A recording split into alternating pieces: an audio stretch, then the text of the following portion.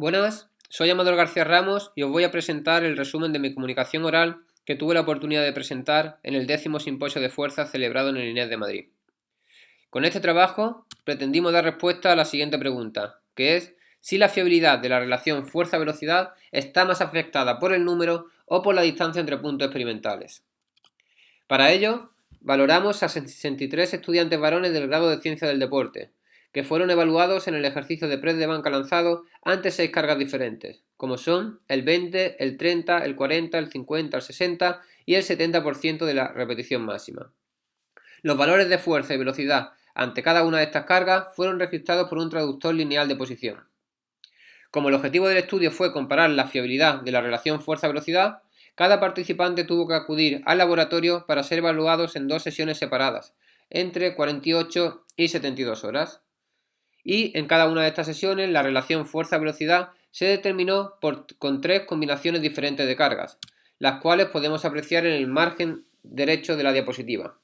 En primer lugar, podemos ver el método de 2 cargas, donde únicamente se utilizaron las cargas del 20 y el 70% de la RM. Es decir, únicamente se utilizaron 2 cargas y estas cargas fueron las más alejadas.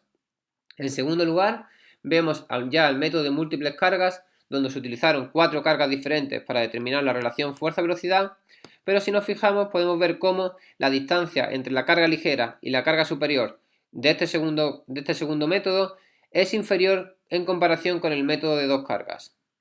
Y finalmente tenemos el procedimiento más tradicional, donde se utilizaron todas las cargas para evaluar la relación fuerza-velocidad, es decir, el 20, el 30, el 40, el 50, el 60 y el 70% de la RM. A continuación pasamos a ver los resultados obtenidos en cuanto a la fiabilidad de los diferentes métodos. En primer lugar, podemos ver la comparación en la fiabilidad entre el método de múltiples cargas proximales, es decir, 30, 40, 50 y 60% de la RM, en comparación con el método de 2 cargas, donde únicamente se utilizaron los datos del 20 y el 70% de la RM. En la figura se representa el coeficiente de variación, que hay que recordar que un mayor coeficiente de variación es un indicativo de una peor fiabilidad.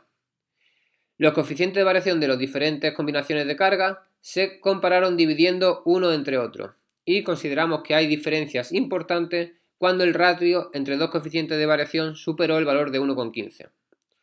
En este caso podemos observar cómo para 3 de las variables, como son la máxima capacidad de producir fuerza, la máxima capacidad de producir velocidad y la pendiente de la relación fuerza-velocidad, estos parámetros se determinaron con una mayor fiabilidad a través del método de 2 cargas que a través del método de múltiples cargas proximales, no existiendo diferencias importantes para la potencia máxima. Ahora bien, ¿qué pasa cuando comparamos el método de 2 cargas ante el método estándar que utiliza 6 cargas? Y estos son los resultados que obtuvimos. Para 3 de las variables no existieron diferencias importantes en la fiabilidad entre el método de múltiples cargas y el método de 2 cargas.